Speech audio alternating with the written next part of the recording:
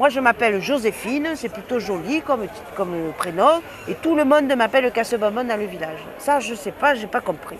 D'où viens-tu? Je viens de la Bouilladisse, je te dis. La Bouilladisse, c'est à côté de Marseille.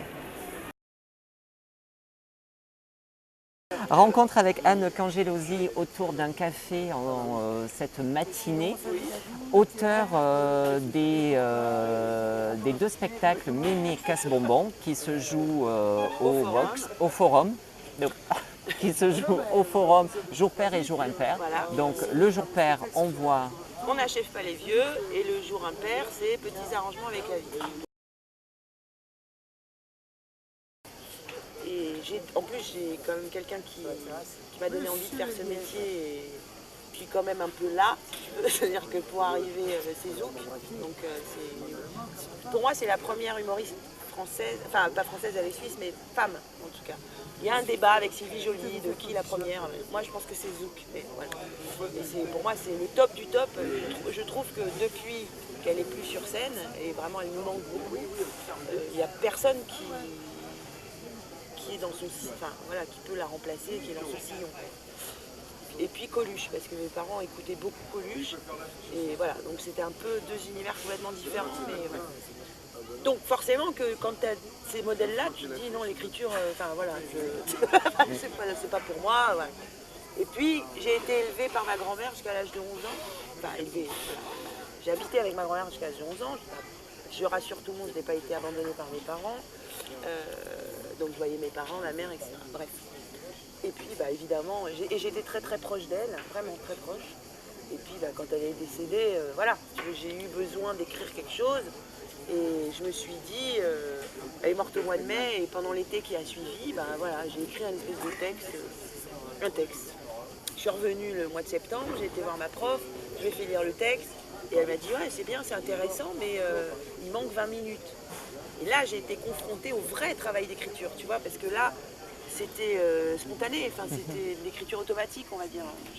Et là, gros blocage, parce que comme je ne me considère pas comme auteur, je ne savais pas comment faire, quoi, tu vois. Et du coup, gros blocage. Donc le truc, je l'ai replié dans ma pochette, et puis c'est resté dans un coin. Et j'avais entendu parler du théâtre Ledoux à Paris, à Pigalle. Et donc je cherche les coordonnées, et en cherchant les coordonnées sur internet, je tombe sur l'école du One Man Show, qui existait depuis 15 ans et qui avait été créée avec Sylvie Joly. Aussi de mes idoles, voilà, que j'aimais beaucoup. Donc je les ai appelés en disant, si ça se trouve, il y a des codes de jeu et des codes d'écriture que je connais pas, puisque moi je viens du classique, tu vois. C'est de toute façon toujours enrichissant. Donc je me suis inscrite à l'école. Et je suis tombée sur Alexandre de Limoges, qui est donc le directeur de l'école et directeur du théâtre Ledoux. Et quand je suis arrivée, donc ça c'était il y a 6 ans, et donc il me dit alors qu'est-ce que t'as? Alors je dis moi j'ai Mémé. Et il y a 6 ans, dans le contexte de l'humour, donc c'était comme toi, pas du tout mon univers. Moi je venais du théâtre, donc il y a un vrai univers de l'humour, il y a un vrai truc. C'est un vrai microcosme en fait. Et je dis moi j'ai Mémé, enfin tu vois, pour moi Mémé c'était un personnage comme n'importe qui, tu vois. Et là lui, il a instillé, enfin il m'a fait prendre conscience que dans l'humour, enfin ou dans les one man shows, ou dans les, pas les seuls en scène parce que c'est un peu décalé, mais il y a un phénomène de mode, donc il faut se mettre dans la mode, tu vois. Et là, il me dit, Mémé, mais attends, tu rigoles ou quoi? Les personnages, c'est ringard. Faire une vieille, c'est ringard. En plus, toi, t'as 42 ans, j'avais 42 ans à l'époque, t'es quand même pas une poulette de l'année, tu vois. T'es pas non plus une bombasse. Donc, alors je lui dis, mais on s'en fout que je suis une bombasse, parce que de toute façon, je suis maquillée en Mémé. Donc, je veux dire, moi, physiquement, on s'en fout. Je pense que ce personnage-là, il peut toucher les gens. Je pense qu'on peut... voilà, et que justement, n'est pas à la mode, mais essayer de revenir vers l'humanité, je pense que ça peut être pas mal aussi, tu vois, sans prétention bien toujours, sûr, oui. mais voilà. Et je lui dis, moi je pense qu'il peut dire des choses, plein de choses, et voilà. Et moi en tout cas, j'ai envie de dire des choses sur les personnes âgées, alors que ça soit à la mode ou pas, j'en ai rien à foutre. Et peut-être que tu as raison, peut-être que je me trompe, mais en tout cas, j'ai envie d'essayer là-dessus.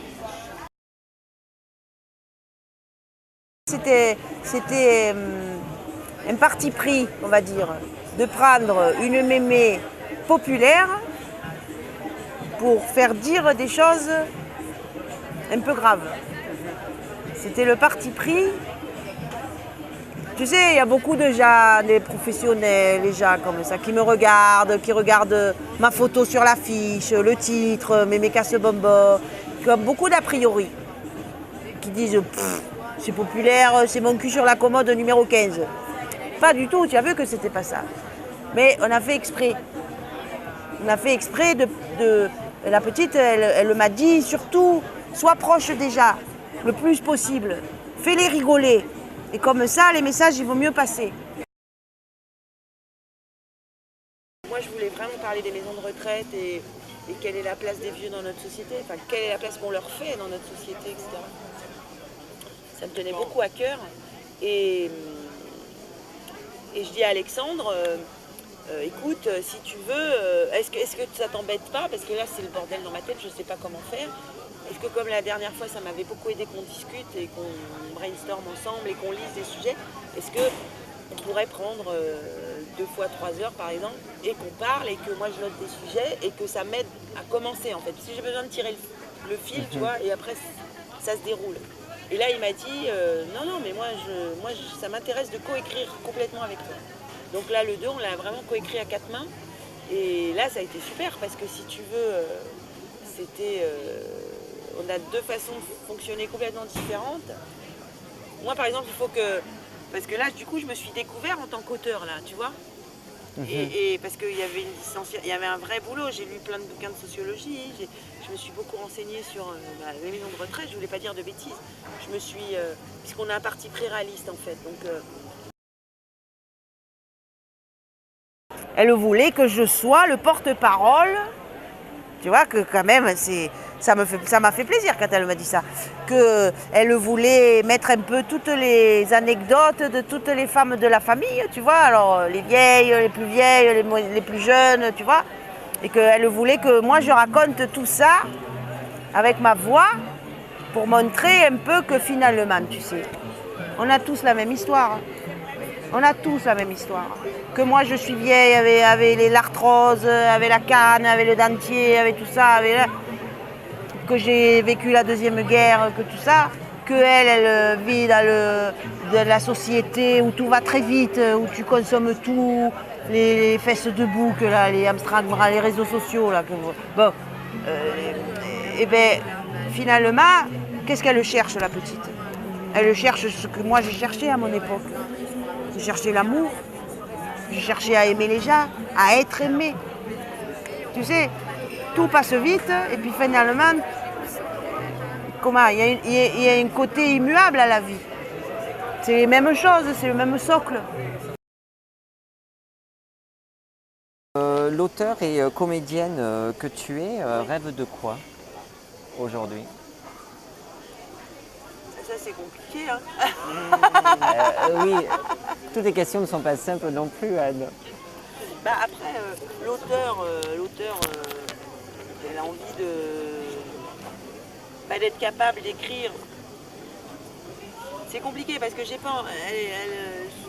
mais tu vois, je peux pas... elle me fait vivre, tu vois, et je suis attachée. Alors des fois, elle me saoule un peu. Là, tu vois, je me suis retrouvée en fille... elle est restée se coucher, tu vois ce que je veux dire. Mais pendant 3 semaines, en fait, là, je n'existe pas.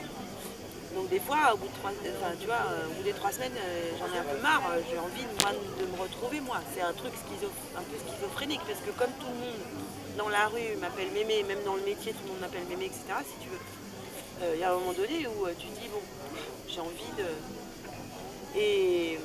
Mais en même temps, c'est quelqu'un que j'aime beaucoup, forcément, parce que si j'en suis là moi, c'est grâce quand même à Mémé, tu vois. Et donc j'ai encore plein de choses à dire avec elle. Je pense qu'en plus c'est un vecteur énorme sur ce qu'on peut raconter, tu vois. Parce qu'on pardonne tout aux personnes âgées. Donc ça, voilà. Après, et puis alors, moi on s'en fout, enfin je veux dire, ce que je veux dire c'est que les gens ils s'en foutent un peu de moi, tu vois. C'est les mecs qui veulent voir, hein, tu vois. C'est-à-dire à la fin du spectacle, j'enlève ma perruque, voilà, je discute avec les gens et plein de fois il y a des gens qui discutent avec moi, donc en plus j'ai plus l'accent, enfin tu vois, je suis comme là. Et Et au bout d'un moment, ils te disent mais on a envie de voir Mémé, en fait, elle est où? Bah, c'est-à-dire que... tu vois? Et voilà. Donc moi, je m'efface. Mais... Bah oui, j'ai un peu envie d'exister, évidemment. Mais en fait, j'ai envie... alors, en tant qu'auteur, je sais pas, parce que j'assume pas encore vraiment d'être auteur, mais en tout cas, en tant que comédienne, oui, j'ai envie de jouer plein de trucs, bien sûr. Bah. Mais en fait, Mémé, au départ, c'était ma bande-annonce. Hein. C'est pour ça que, si tu veux, on rit, on pleure, tu vois. C'est pour ça que tu fais un peu les montagnes russes dans les spectacles, parce que c'était un peu, ma bande-annonce de comédienne, ma bande démo, quoi, si tu veux, tu vois. Ouais. Mémé, c'était un peu ma bande démo au début. Parce que c'est tellement compliqué quand tu rentres pas dans les cases, etc. Si tu veux que... Et puis, en tant que comédienne, tu dépends du désir des autres. Et ça, c'est super dur. En tout cas, ce qui est sûr, c'est que Mémé, tu es reconnue. Parce que depuis que tu es sortie de la salle, ça ne s'arrête pas. On a des Mémé par-ci, Mémé par-là. Et oui, ça me fait plaisir. Ça te fait plaisir. Mais parce que tu sais, c'est quand même mon 5e festival d'Avignon. Et je suis là toujours toute la journée. Les gens, ils sont habitués, dans leur inconscient, ils savent que la vieille, elle arrive au mois de juillet, tu vois. Et oui, mais ça fait plaisir, ça. Et le fait de, quand tu es sortie de la salle, il y avait Nicole Ferroni avec... C'est la copine, ça, tu sais. Et ça, c'est la copine. Ah oui, ça, je l'aime beaucoup, elle est gentille. Très gentille. Très gentille, elle n'a pas la tête comme ça, elle. Alors, elle passe à la télé, à la radio, tu sais. Elle est très, très gentille. On s'est connus il y a longtemps. Avant qu'elle passe à la télé, elle se souvient. Ça fait plaisir. Donc, oui, alors, vas-y, dis-moi. Dans les humoristes, est-ce que vous êtes une grande famille? Et est-ce qu'il y a des clans au sein de cette famille, comme dans toutes les familles? Bah oui, tu sais, la famille, les humoristes ou pas les humoristes, c'est des êtres humains, c'est des individualités. Alors, excuse-moi, il y a des gentils et il y a des connards.